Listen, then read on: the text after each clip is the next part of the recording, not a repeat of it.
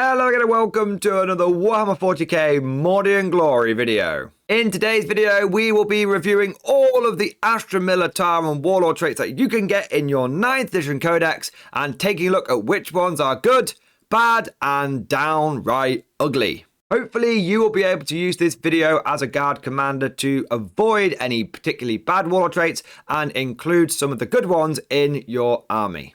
As we are going over the warlord traits, I will highlight any of the particularly good strategies that they are part of. For example, the Infinite Range Perfectus Order Quick Tip Tactica. Before we dive into today's video, I would like to point out that I have done a similar episode going through all of the Astra Militarum relics, saying which ones I think are good, bad, and what you should be including in your army and what you should definitely be avoiding. If you haven't seen that video, don't worry, you don't need to watch it to get an idea of what's going on in this one, but I do think it's a pretty helpful episode, so I will link it at the end of this one. And so without further ado, let's crack on with today's episode. Now, the first thing to mention about warlord traits is they are not mandatory.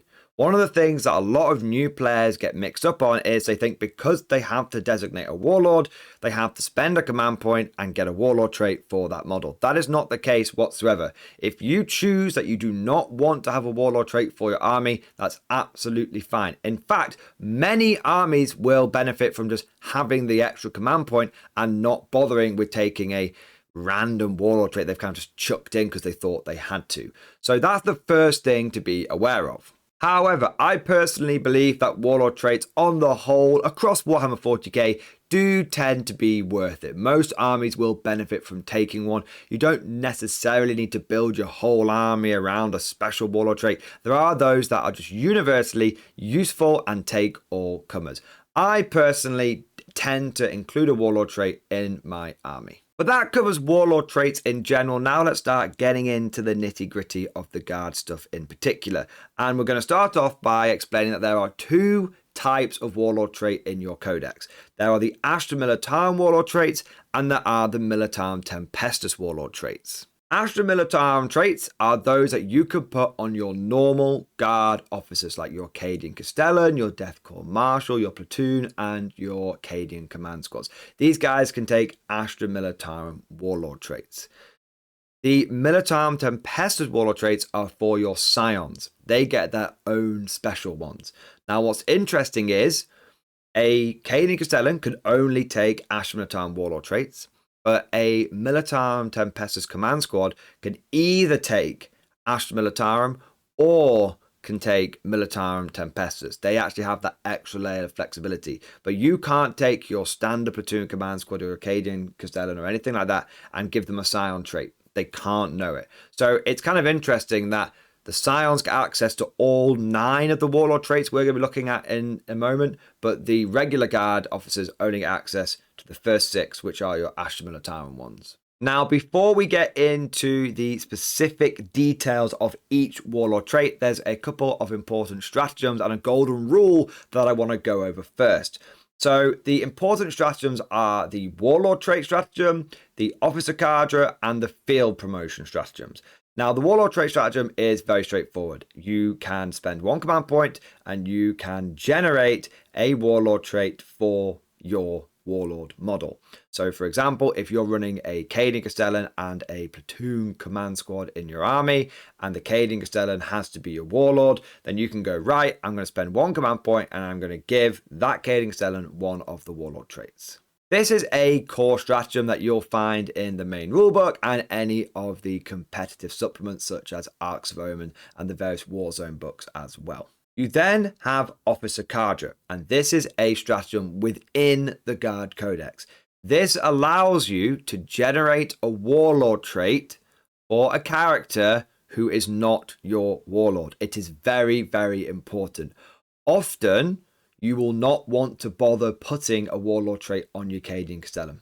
He doesn't really benefit from very many of them, and you'll find that most of your warlord traits are actually better off going on your command squads. But because of the way the Guard Codex works, you technically have to make a senior officer, a commandant, your warlord, but you don't want to necessarily give him a trait. Officer Cadre allows you to go, you know what, I'll have a Cadian Castellan as my warlord, but I'm not going to spend a CP on the Warlord trait stratagem to give him a trait. Instead, I want to put a Warlord trait on my platoon command squad or my Cadian command squad, which point I'm going to use the officer cadre stratagem instead. This allows me to have my Warlord without a trait and another officer in my army who's not my Warlord to have the Warlord trait that I actually want in my army, and it'll often be way more useful in that command squad. The last stratagem to be aware of that is related to Warlord traits is field promotion. This is another guard specific one, and it allows you to create a new Warlord and generate a Warlord trait for them when your original Warlord dies. Now, to be clear here, if you have used Officer Cadre on a command squad, and it might be an officer with a Warlord trait, but it's not your actual Warlord, if that command squad dies, you can't use field promotion to get another Warlord trait. It's very specific. Your actual Warlord, whether he has a trait or not, needs to die. Then you can use field promotion and get a new Warlord and Warlord trait for your army. Field promotion is actually pretty good. You can only use it once per game, but if your opponent has taken Assassinate against you and they're looking to get an extra secondary point for their army, then you can be like, right, I'm going to use field promotion to, when my Warlord dies, create a new Warlord with a new Warlord trait, and you don't count as having killed my original Warlord, so you don't get the bonus point for Assassinate. It specifically says that's how it works in the stratagem. So before your opponent goes, no, I killed your Warlord, I still get the point, it goes, nope. It specifically says, until the end of the battle, that model gains the Warlord trait for all rules purposes and now counts as your Warlord. If any mission objective, second objective, or tactical objective, or agenda rules are triggered when your Warlord is destroyed, those rules are not triggered until after the new Warlord is destroyed. So I quite like field promotion. It means that if you lose a Warlord, you can generate a new Warlord trait, even if you didn't have one, for a new officer. And it also means that it can really deny your opponent that bonus secondary point for Assassinate, which might make a difference. I have won or lost many games of 40k upon a single victory point. So don't overlook field promotion. It can actually be quite clutch in the right circumstance. The last thing I want to say before we get into the nitty gritty is the golden rule for guard Warlord traits. Now, I want to break the fourth wall here for a second. Some of you may have noticed at the beginning of this video that the line on the slide that says golden rule for guard Warlord traits actually said golden rule for guard relics. That was a typo on my end, and I've caught it partway through recording. You're not going mad. The text hasn't changed before your eyes. You're not hallucinating. That's just something that I caught, and it was a mistake on my end. So apologies for having that typo at the beginning of the video. But anyway, moving on. The golden rule for the guard Warlord traits is it is better to take Warlord traits that affect multiple units than Warlord traits that only affect one model. You should always try to use your Warlord trait to create a force multiplier. At the end of the day, taking a bunch of combat boosting Warlord traits on your officers that's going to make them better sword duelists is a massive waste of time. Guard officers are pretty much never going to beat up enemy characters in combat. So you'd basically never want to consider those ones that are specifically only going to boost the officer himself or herself. You want to be taking those Warlord traits that can affect multiple units, that can allow you to pull off big strategies or cool little tactics and tricks. They're the ones you want to be looking at. Very similar to how I like to use relics. You should be using relics as force multipliers. You should be using Warlord traits in a similar way. But now let's dive into the nitty gritty. Let's marinate ourselves in those details. And the first one we're going to take a look at is total shit. That's not its real name. Its real name is frontline combatant, but it should just be in there in the codex saying this one is total shit. This is a combat Warlord trait. It makes your officer slightly better at swashbuckling. But it's not why you're taking guard officers. Guard officers are not combat characters. We are not Space Marines. We do not lead from the front heroically with our power sabers and our thunder hammers bopping the enemies on the head. No, we are guard officers. Our role is as support units. So this Warlord trait means that each time your Warlord makes a melee attack, if you score a hit roll of 6, you get 2 additional hits. So it's kind of like double exploding 6s in combat. And also you get to add 1 to the wound rolls in close combat. It's just not worth it. There are certain characters that might benefit from it. So, for example, Iron Hand Strachan, if you make him your Warlord trait, he gets frontline combatant. And he's pretty good with it. I won't deny, Colonel Ironhand Strachan is actually a combat beast, and he is the one time you would ever consider taking frontline combatant. But outside of him, don't bother. It's terrible. Okay? So your guard officers are there to support. Your warlord traits are meant to be force multipliers. This does not support anything. This does not force multiply anything. Leave it at home. It's a total avoid outside of taking Strachan in your fluffy Kashan list. Next up, we've got Master Tactician, and this is much better. Master Tactician allows you to essentially redeploy 3 units before the game begins. So this can be units that are in your deployment zone, or they can be units that you have forward deployed. So, for example, you might have taken 3 units of Scout Sentinels, or taken some Rattlings. I don't know why you've taken Rattlings, but you might have decided to take some Rattlings in your army. Or you've put Gaunt's Ghosts in there, and you forward deploy them because you wanted to aggressively put pressure on the enemy, do a turn 1 charge with Sentinels with Chainsword and Gaunt's Ghost and all that kind of good stuff. Okay, I get it. But what happens if you've aggressively forward deployed and you don't get turn 1? All of you guys die. That's bad. We don't want that.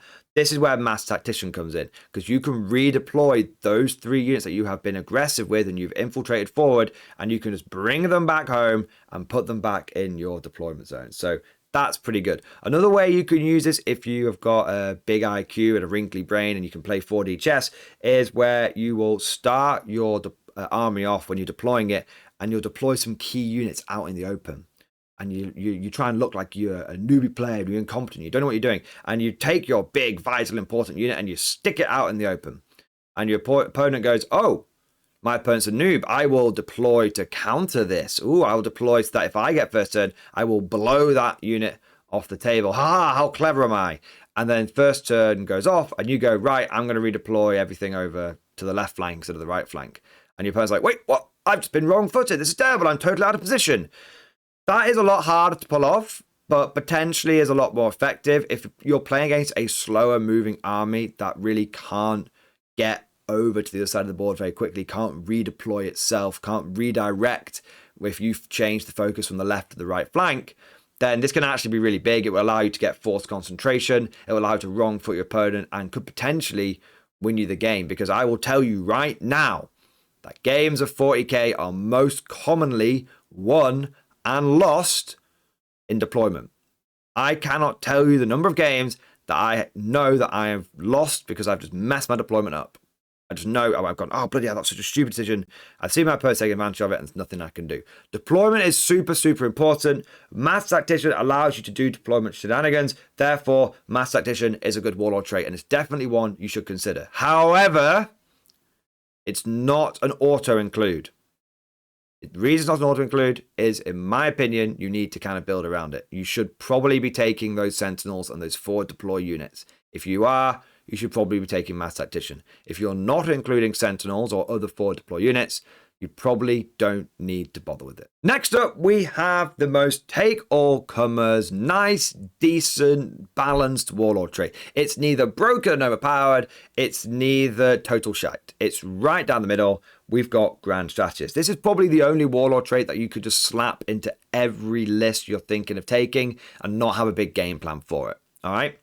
While this warlord is on the battlefield, each time you spend a command point to use a stratagem, roll 1d6. On a 5+, that command point is refunded. Now, bear in mind that you can only ever get back 1 command point per turn. So even if you spend 3 CP on a stratagem and you roll 3 5s or 6s, you don't get all 3 of them back. You can only ever get 1 back per round. So that's important to remember. I do quite like Grand Strategist. The one problem I have with it is that I feel it sometimes runs out of steam a little bit. So if you're going throughout the game and you spunk all your CP early on, you might refund one of those command points back, but then later on, because you're only getting a trickle of command points, 1 a turn, you're not getting as many opportunities to refund. So I do think it's good, but I think it's one of those that kind of benefits from being in an army that doesn't rely upon dumping a CP into one strategy. It's a good way of just constantly improving the trickle back of command points in your army. But look, overall, it's great. Having the ability to get extra command points is always good. And like I said, this is probably the most take-all-comers out of any of the Guard Warlord traits. If you're never sure what Warlord trait you're going to take, but you know you want to take one, Grand Strategist is your default. We then have my personal favorite, which is superior tactical training. When you select this warlord trait, select one type of orders, regimental, perfectors, or mechanized that this warlord does not know.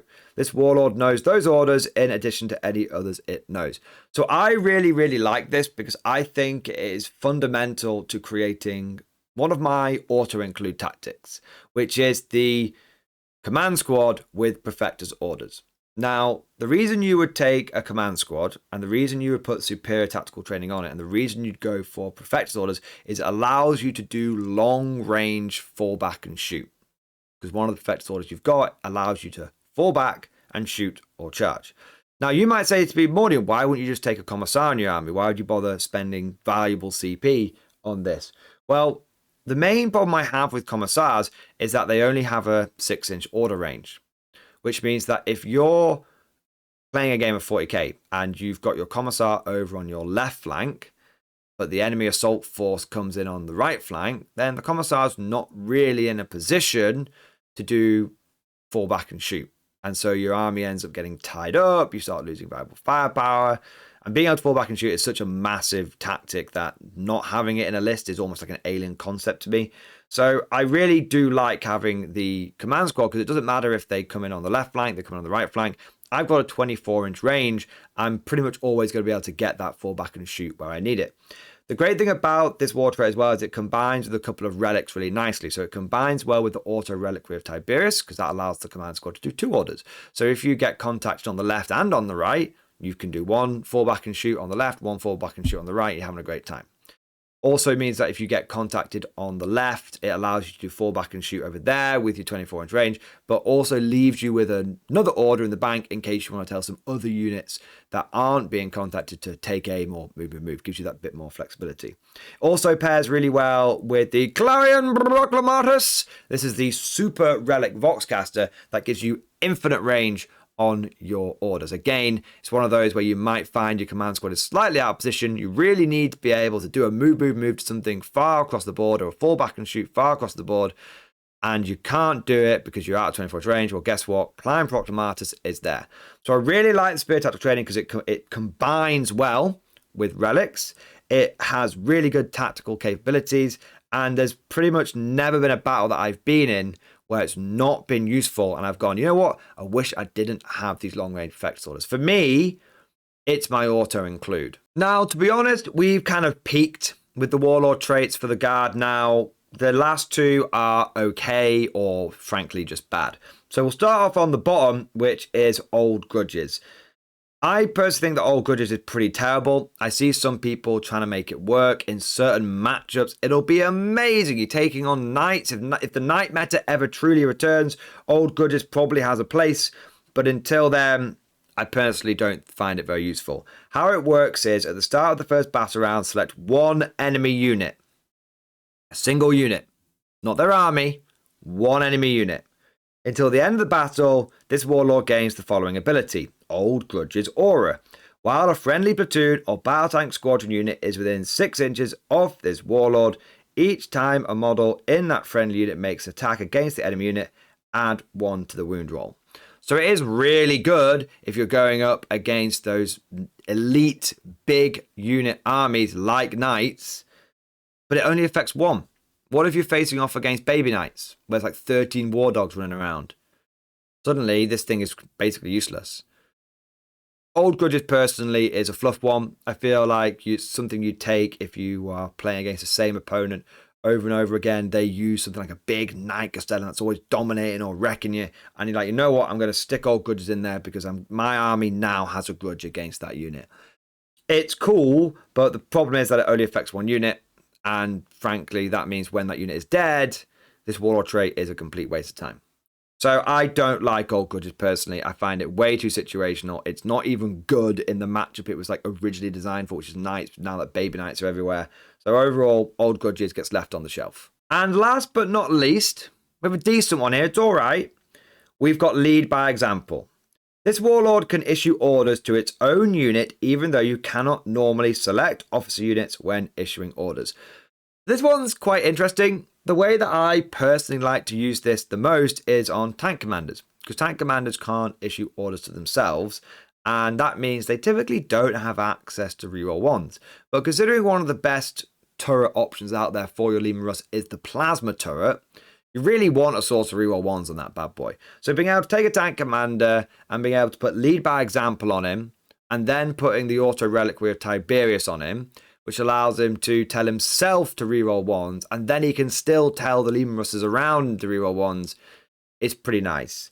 Means that you can just fire those plasmas with impunity, having a great time, and it allows you to make a plasma death ball Leman Russ, which is pretty good.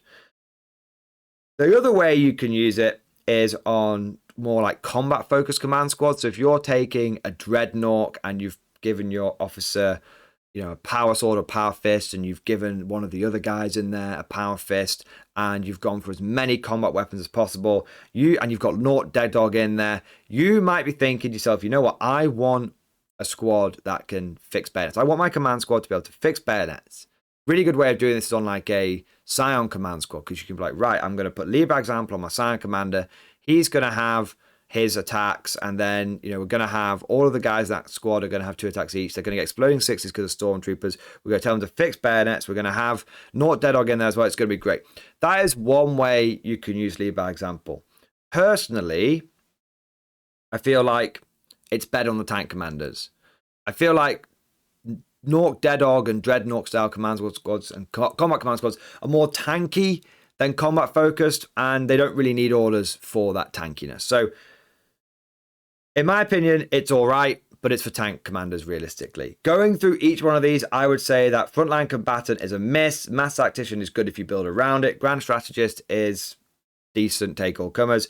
Superior tactical trading is probably my favorite. All good is a leave at home, and lead by example is okay, but you'll probably find yourself not bothering with it because you've got other places you want to spend those command points. Overall, if I was to give you my hot take on Guard Warlord traits, I would say that they're decent, but not mind-blowing or even mandatory for many commanders. I personally never leave home without the Superior Tactical Training Command Squad, but I in no way think that it's something that every Guard commander is going to want. I like it. I find it useful, but if anyone sends me a listed and I'm looking at lists for other Guard players and they're like, I haven't taken a Warlord trait, I'm okay with that. Guard Warlord traits are okay, but don't feel pressured to take them. If you've got a plan for them, great. If not, don't worry about them. However, the same cannot be said about the Militarum Tempestus traits, because these are all bloody brilliant. They are fantastic. Every single one of them is a massive force multiplier. Every single one of them is an aura effect that affects multiple units around it, and they are the fundamental basis for building many tactics like the Scion Death Ball. So we'll start off with Drill Commander first. While a friendly Militarum Tempestus infantry unit is within 6 inches of this Warlord, instead of following the normal rules for rapid-fire weapons, models in that unit make double the number of attacks when shooting with such weapons.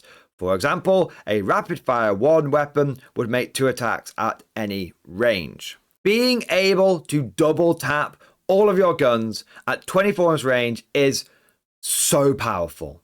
This Warlord trait is what makes, in my humble opinion, Scions superior to Kazakin. A lot of people are going to go, Mordiant, what are you smoking? Can I have some? That is such a ridiculous take. Trust me. Everyone's getting their knickers in a twist about Kazakin. Scions with this Warlord trait. You take 30 Scions, a command squad, and Drill Commander, and the big bullshit Banner of Doom. You've got what's called the Scion Death Ball.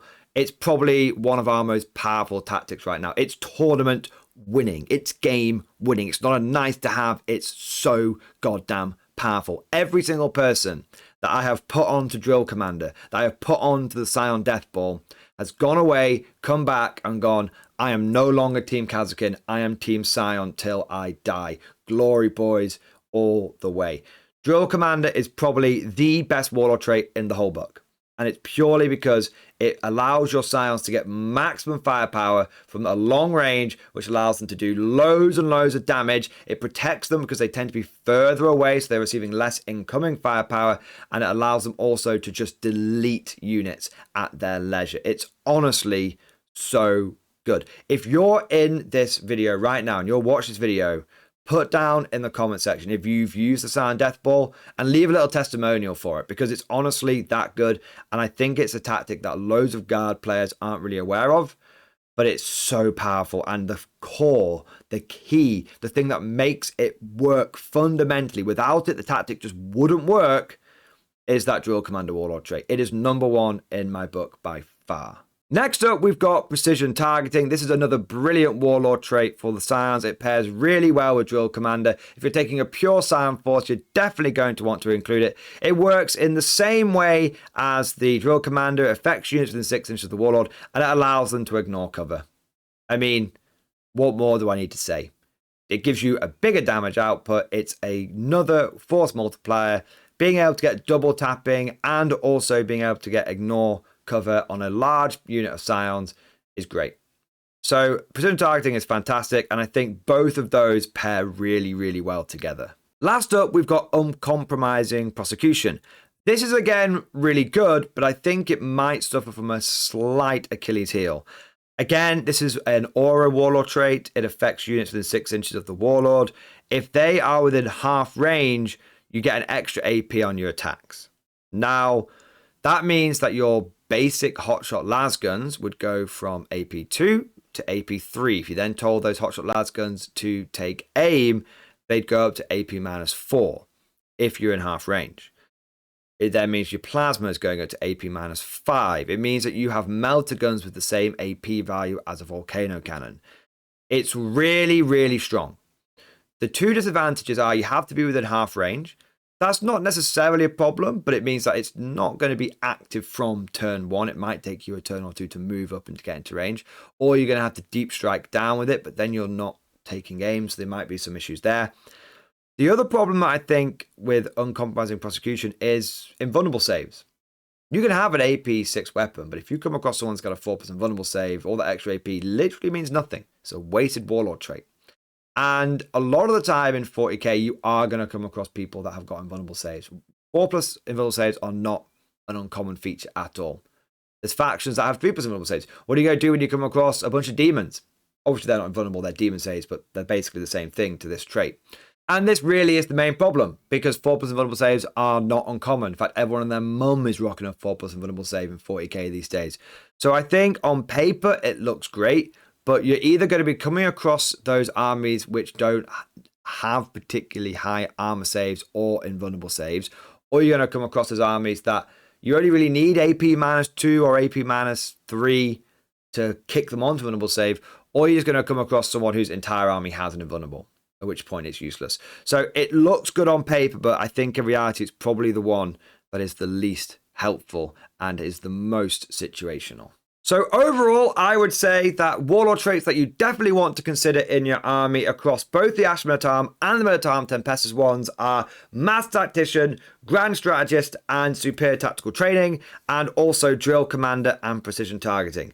I think ones that you should actively avoid are Frontline Combatant and Old Grudges, and ones that are okay but certainly not mandatory are Lead by Example and Uncompromising Prosecution. But all of this is just like my opinion, man. Let me know what you think down in the comment section below. Have you found a way of making Old Grudges work? What is your favorite way of using Master Tactician? Let me know down in that comment section. If you've enjoyed today's video, then make sure you smash that like button like you're going to smash the entire area and kill anything with more than 2 legs. And also subscribe to never miss an episode. If you really enjoyed today's episode and you want to see more videos like this and you found it particularly helpful, then please consider becoming a channel member or Patreon supporter. One of the biggest perks of becoming a channel member or patron is access to the Mordy and Glory Discord.